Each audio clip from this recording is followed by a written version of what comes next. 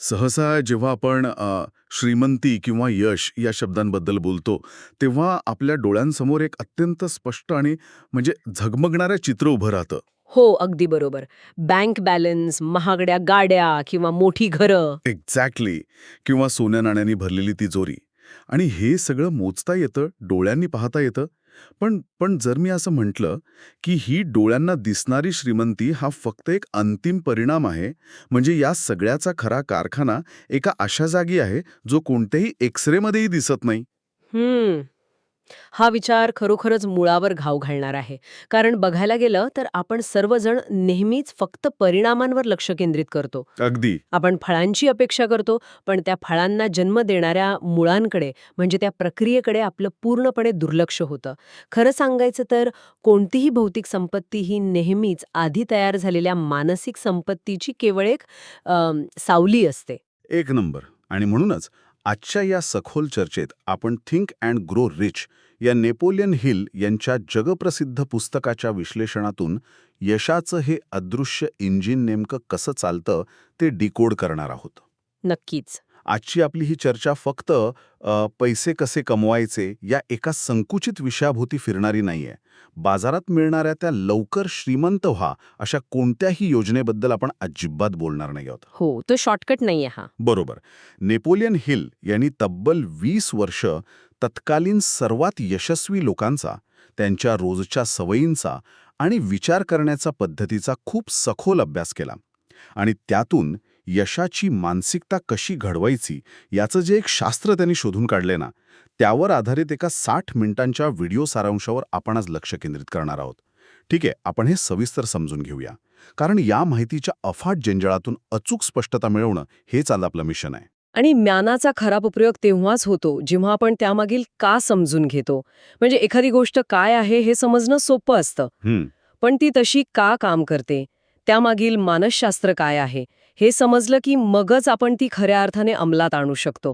या पुस्तकात जी 13 तत्व सांगितली आहेत ना, ती मानवी मनाच्या अत्यंत खोलवर असणाऱ्या रचनेवर काम करतात. अच्छा. म्हणजे हे कोडं सोडवण्याची सुरुवात कुठून होते हे पाहणं खूप रंजक आहे. कारण या व्हिडिओमध्ये यशाचा जो प्रवास सांगितलाय तो काही एका साध्या विचाराने सुरू होत नाही. कोणत्याही मोठ्या यशाची सुरुवात एका धगधगीती इच्छेने, म्हणजे ज्याला ते बर्निंग डिझायर म्हणतात, त्याने होते असं या तत्वांमध्ये म्हटलंय. हो, नुसती इच्छा नाही. हो, नुसती इच्छासने पुरेसे नाही. मला खूप पैसे हवेत किंवा मला यशस्वी व्हायचे आहे असं हवेत बोलून चालत नाही. या सूत्रात एक अत्यंत टोकाची अचूकता असावी लागते. जसं की मला एका वर्षात अचूक 10 लाख रुपये कमवायचे आहेत. मला सांग, ही निश्चित रक्कम आणि वेळेची स्पष्ट मर्यादा असणं एवढं अनिवार्य का आहे? यात ना यामागे मानवी मेंदूच्या कार्यपद्धतीचे एक अत्यंत आकर्षक विज्ञान दडलेलं आहे. म्हणजे काय होतं, आपल्या मेंदूला अस्पष्ट गोष्टी किंवा संदिग्ध संकल्पना अजिबात समजत नाहीत. म्हणजे कसं? जेव्हा कोणी म्हणतं मला खूप पैसे हवेत, तेव्हा या खूप शब्दाला काहीही आकार नाहीये. मेंदूला हे खूप मोजता येत नाही. पण जेव्हा आपण एक अचूक उद्दिष्ट ठरवतो, जसं की 10 लाख रुपये, तेव्हा मेंदूला एक स्पष्ट टार्गेट मिळतं. अच्छा, टार्गेट लॉक झाल्यासारखं. अगदी. मानसशास्त्रामध्ये याला रेटिक्युलर ॲक्टिव्हेटिंग सिस्टम असं म्हणतात. हे आपल्या अंतर्मनाची एक प्रकारची चाळणी असते. जेव्हा उद्दिष्ट अत्यंत स्पष्ट असतं ना, तेव्हा ही चाळणी आजूबाजूच्या अनावश्यक गोष्टी गाळून टाकते अरे वा. आणि त्या उद्दिष्टापर्यंत पोहोचवणाऱ्या संधींकडेच आपलं लक्ष वेधून घेते. म्हणजे नुसती इच्छा असून चालणार नाही, तर तिला अचूकतेची जोड हवी. आणि या अचूक इच्छेला विश्वासाची आणि स्वतःच्या मनाला सतत सूचना देण्याची, ज्याला इथे ऑटो सजेशन म्हटलंय, त्याची जोड लागते. मी यशस्वी आहे, मी हे करू शकतो, अशा सकारात्मक सूचना रोज स्वतःच्या मनाला देणे आवश्यक आहे, असा हा व्हिडिओ सांगतो. बरोबर. स्वतःवर पूर्ण विश्वास असल्याशिवाय जग तुमच्यावर विश्वास ठेवणार नाही, हा मुद्दा खूपच पटण्यासारखा आहे. जर मी याला एका रूपकात सांगायचं झालं तर इच्छा हे जर गाडीचं इंजिन असेल, तर विश्वास आणि ऑटो सजेशन हे त्या गाडीचं स्टिअरिंग व्हील आहे. खूप छान उदाहरण आहे हे. म्हणजे नुसती इच्छा असणे म्हणजे गाडी चालू न करता त्यात बसून राहण्यासारखं आहे. इंजिनमध्ये कितीही ताकद असली तर योग्य दिशा दाखवण्यासाठी स्टिअरिंगची गरज असतेच ना. हो, हे रूपक अतिशय चपखल आहे. हे ऑटो सजेशनचे स्टिअरिंग आपल्या मनाला नव्याने प्रोग्राम करतं. यातून एक अत्यंत आकर्षक गोष्ट समोर येते, ती म्हणजे अनेकदा लोकांना वाटतं की हे फक्त काहीतरी बडबडण्यासारखं आहे. हो, बऱ्याच जणांना ते वेडेपणाचं वाटतं. एक्झॅक्टली. पण मुळात हे ऑटो सजेशन म्हणजे मेंदूत नवीन न्यूरल पॅथवेज किंवा काय म्हणतो आपण त्याला, विचारांचे नवीन रस्ते तयार करणं आहे. जो विचार सातत्याने केला जातो तोच विचार वास्तवात घडायला सुरुवात होते. कारण सततच्या विचारांनी आपला जगाकडे पाहण्याचा दृष्टिकोन बदलतो आणि दृष्टिकोन बदलला की आपण घेतो ती कृती बदलते. कृतीतूनच खरं वास्तव घडतं. पण समजा इंजिन चालू झालं, स्टिअरिंग हातात आलं, मानसिकता तयार झाली, तरीही फक्त विचारांच्या जगात राहून कुणी यशस्वी होत नाही ना? नाही, अजिबात नाही. आणि इथेच हा व्हिडिओ एका अत्यंत महत्त्वाच्या वळणावर येतो. पुढची पायरी सांगितली आहे ती म्हणजे स्पेशलाइज्ड नॉलेज, इमॅजिनेशन आणि ऑर्गनाइज्ड प्लॅनिंग. हो, हे 3 स्तंभ आहेत. इथे सामान्य ज्ञानापेक्षा विशेष ज्ञानावर खूप भर दिला आहे. म्हणजे शाळेत किंवा कॉलेजमध्ये मिळणारं ज्ञान हे जनरल नॉलेज असतं. पण डिजिटल मार्केटिंग, विशिष्ट बिझनेस मॉडेल्स किंवा प्रगत संवाद कौशल्य हे स्पेशलाइज्ड नॉलेज आहे. बरोबर. शिवाय कल्पनाशक्ती म्हणजे इमॅजिनेशन ही यशाची खरी फॅक्टरी आहे असं म्हटलंय. यात जुन्या कल्पनांना एकत्र करून काहीतरी नवीन बनवणे, ज्याला ते सिंथेटिक म्हणतात, आणि पूर्णपणे नवीन कल्पना शून्यातून निर्माण करणे म्हणजे क्रिएटिव्ह, असे 2 प्रकार आहेत. पण मला इथे एका गोष्टीचा अर्थ लागत नाहीये, आणि इथेच हा विषय खऱ्या अर्थाने रंजक बनतो. जर कल्पनाशक्ती इतकीच महत्वाची आहे आणि सर्व काही एका आयडियावर अवलंबून आहे, तर मग या अत्यंत रुक्ष अशा तांत्रिक ज्ञानाची किंवा स्पेशलाइज्ड नॉलेजची गरजच काय? फक्त उत्तम कल्पना लढवून एखादा माणूस यशस्वी होऊ शकत नाही का? हा अत्यंत रास्त आणि अनेकांच्या मनात येणारा गोंधळ आहे. म्हणजे कसं आहे, कल्पनाशक्ती ही खरोखरच आकाशात उंच भरारी घेणाऱ्या विमानासारखी आहे. ती अमर्याद आहे. पण विमानाला फक्त हवेत उडून चालत नाही ना, त्याला इंधन लागतं आणि एका विशिष्ट ठिकाणी सुरक्षित उतरावं लागतं. बरोबर आहे. ऑर्गनाइज्ड प्लॅनिंग आणि स्पेशलाइज्ड नॉलेज या कल्पनाशक्तीला वास्तवाच्या जमिनीवर आणण्याचं काम करतात. विशेष ज्ञानाशिवाय कल्पनाशक्तीला कोणतीही दिशा मिळत नाही. प्रत्येक मोठा व्यवसाय हा एका उत्तम कल्पनेतूनच सुरू झाला आहे, हे 100% खरे आहे. पण तो व्यवसाय वर्षानुवर्षे टिकून राहण्यासाठी, नफा कमावण्यासाठी आणि वाढण्यासाठी अचूक नियोजन आणि त्या क्षेत्राचं अत्यंत बारकाईने मिळवलेलं विशेष ज्ञान हे मस्ट आहे. याचाच अर्थ असा की कल्पनेला वास्तवात आणण्यासाठी प्लॅनिंगचा आणि ज्ञानाचा पूल बांधावाच लागतो. अगदी बरोबर. आणि या व्हिडिओमध्ये या ऑर्गनाइज्ड प्लॅनिंगबद्दल एक अत्यंत कडक नियम सांगितला आहे.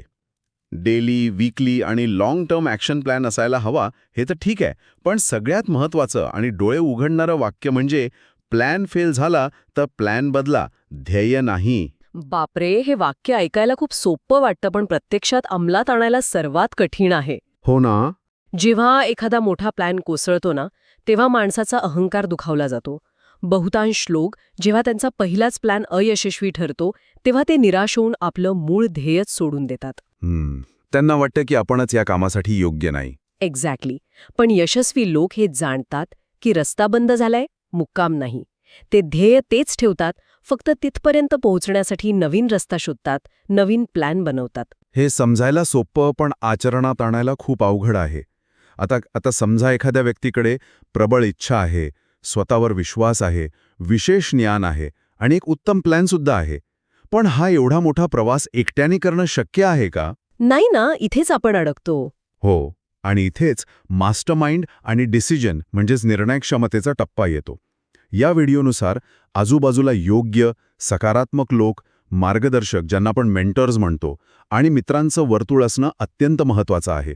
माणूस ज्या 5 लोकांसोबत सर्वाधिक वेळ घालवतो तो त्यांच्यासारखाच बनतो, हा नियम इथे लागू होतो. यशस्वी लोक अत्यंत जलद निर्णय घेतात आणि गरज पडल्यास ते निर्णय अत्यंत उशिरा बदलतात, असा दावा यात केलाय. याउलट अयशस्वी लोक सतत शंका घेतात आणि निर्णय घ्यायला खूप वेळ लावतात. पण मला इथे थोडा आक्षेप घ्यावासा वाटतो. बर, काय? घाईत किंवा अत्यंत जलद निर्णय घेतल्याने चुका होण्याची शक्यता खूप जास्त नसते का? अतिघाई संकटात नाही असं आपण ऐकत आलोय. मग जलद निर्णय नेहमीच योग्य कसे असू शकतील? हा वरवर पाहता विरोधाभास वाटू शकतो, पण जर आपण याला मोठ्या चित्राशी जोडून पाहिलं ना, तर जलद निर्णय याचा अर्थ अजिबात विचार न करता किंवा अविचारीपणे घेतलेला रॅश डिसिजन असा अजिबात होत नाही. अच्छा. जेव्हा एखादी व्यक्ती आधीच स्पष्ट ध्येय, विशेष ज्ञान आणि एका योग्य मास्टरमाइंड ग्रुपच्या संपर्कात असते, तेव्हा तिची मानसिक पूर्वतयारी अत्यंत पक्की असते. अशा वेळी जलद निर्णय घेणं शक्य होतं, कारण त्या व्यक्तीकडे माहिती आणि मूल्यांचा एक भक्कम पाया आधीच तयार असतो. म्हणजे होमवर्क झालेला असतो. हो, मानसशास्त्रात ॲनालिसिस पॅरालिसिस नावाची एक संकल्पना आहे. म्हणजे अतिविचार करून एकाच जागी अडकून पडणे. अपयशी लोक प्रत्येक गोष्टीत फक्त धोके शोधत राहतात. त्यांना प्रत्येक गोष्ट 100% परिपूर्ण होण्याची वाट पाहायची असते, जी वेळ कधीच येत नाही. खरंय. यशस्वी लोक स्वतःच्या तयारीवर आणि मास्टरमाइंडच्या पाठिंब्यावर विश्वास ठेवून ठाम निर्णय घेतात आणि तो निर्णय योग्य ठरवण्यासाठी पुढचे प्रयत्न करतात. आता हे कोड सुटल्यासारखं वाटतंय. म्हणजे निर्णय जलद असतात कारण पायाभरणी आधीच केलेली असते. अगदी बरोबर. पण निर्णय घेतल्यानंतर, प्रत्यक्ष कामाला लागल्यावर जेव्हा खरोखरच अनपेक्षित संकटे येतात किंवा प्लॅन पूर्णपणे फसतो, तेव्हा अनेक जण माघार घेतात.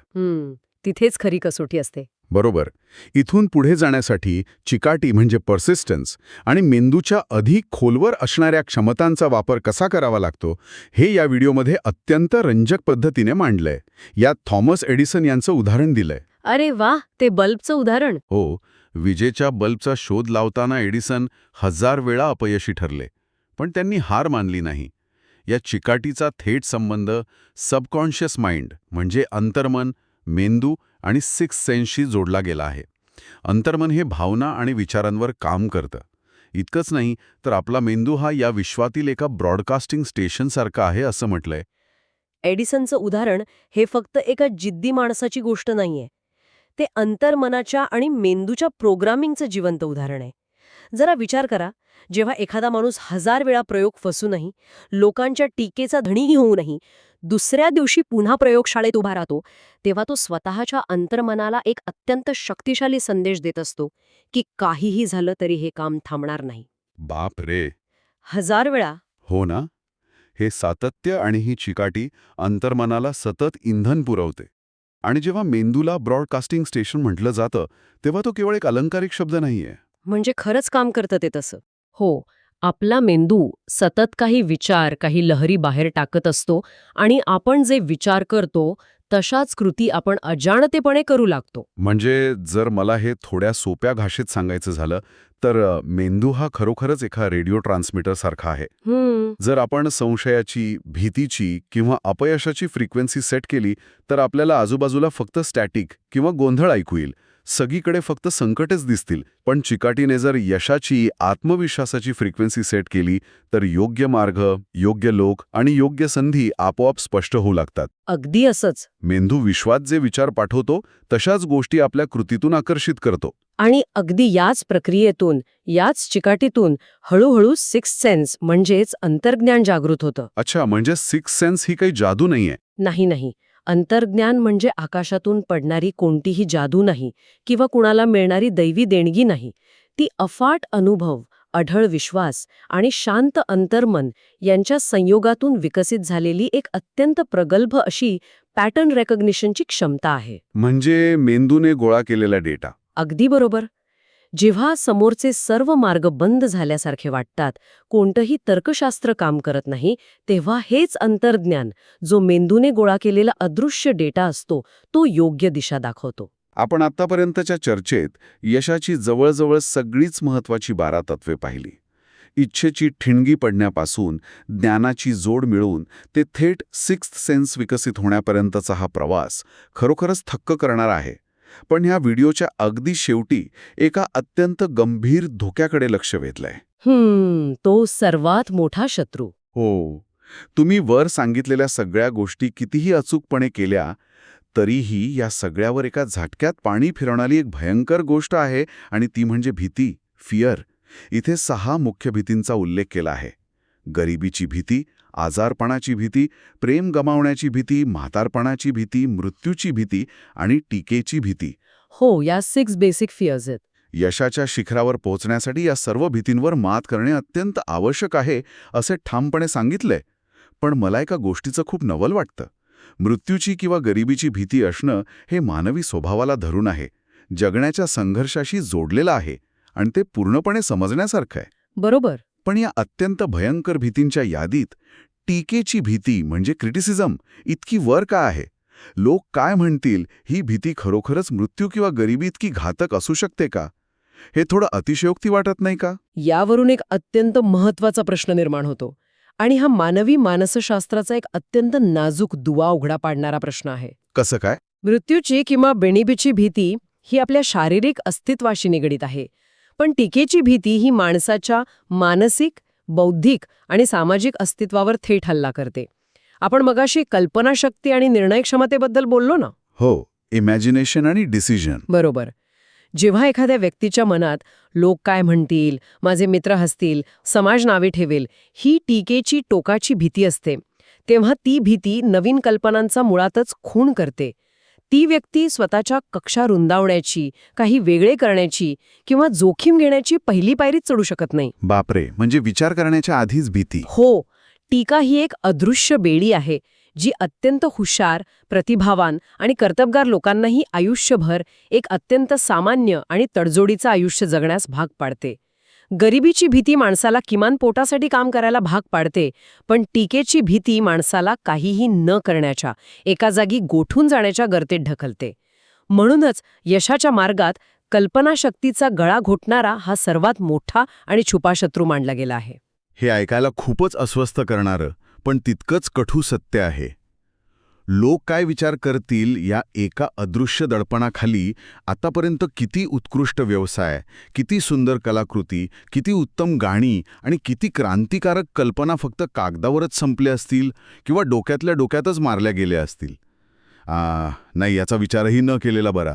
म्हणूनच थिंक अँड ग्रो रिच चे मुख्य सार फक्त श्रीमंत व्हा असे नाही, तर विचार करा आणि मग श्रीमंत व्हा असे आहे. हो, थिंक आधी आहे. एक्झॅक्टली. विचारांची स्पष्टता मिळवणे आणि स्वतःच्या मनातील ह्या निरर्थक भीतींवर मिळवलेला विजय हाच कोणत्याही बाह्य यशाचा खरा पाया आहे. जोवर आतला शत्रू मरत नाही, तोवर बाहेरचं युद्ध जिंकता येत नाही.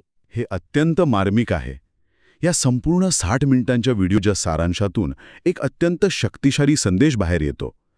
थिंक अँड ग्रो रिच आपल्याला नुसते हवेतले इमले किंवा स्वप्ने पाहायला शिकवत नाही, तर विचार बदला, दृष्टिकोन बदला आणि कृतीतून आयुष्य बदला हा अत्यंत प्रॅक्टिकल आणि अनेक दशके सिद्ध झालेला मंत्र देतं. बरोबर. अचूक स्वप्न पाहणे, स्वतःच्या क्षमतांवर प्रचंड विश्वास ठेवणे, योग्य लोकांची साथ घेणे आणि कितीही संकटे आली तरी चिकाटीने प्रयत्न करत राहणे हेच यशाचे खरे गमक आहे. आपण नेहमी नशिबाला दोष देतो किंवा नशीब हा यशाचा मोठा भाग मानतो. पण आजच्या या संपूर्ण विश्लेषणातून हे स्पष्ट होतं की मानसिकता, विशेष ज्ञान आणि अचूक कृती यांचा योग्य मेळ घातला तर ज्याला आपण नशीब म्हणतो ना, त्यालाही आपल्या बाजूने झुकावंच लागतं. एकदम बरोबर. आपण या सखोल चर्चेच्या अगदी शेवटाकडे आलो आहोत. पण ही चर्चा संपवताना मला एका अत्यंत महत्त्वाच्या आणि विचार करायला लावणाऱ्या मुद्द्याकडे पुन्हा एकदा जायचंय. आपण मगाशी पाहिलं की आपला मेंदू हा एका ब्रॉडकास्टिंग स्टेशनसारखा सतत काम करत असतो. तो नकळतपणे सतत काहीतरी लहरी, काहीतरी संदेश या अफाट विश्वात पाठवत असतो आणि आपल्या आजूबाजूला असलेल्या गरिबीच्या, टीकेच्या किंवा अपयशाच्या ज्या भीती आहेत त्या कदाचित आपणच पकडलेल्या चुकीच्या फ्रिक्वेन्सीज असू शकतात. अगदी शक्य आहे. तर मग आज आता या क्षणी अत्यंत शांततेत असतानाही आपला मेंदू या विश्वाला नेमका कोणता संदेश पाठवत आहे? तो संदेश यशाचा, विश्वासाचा आणि अढळ धैर्याचा आहे की फक्त भीतीचा आणि संशयाचा? या एका प्रश्नावर प्रत्येकाने आज थोडा वेळ काढून नक्की विचार करायला हवा, कारण तो एक विचार उद्याचं वास्तव ठरवणार आहे.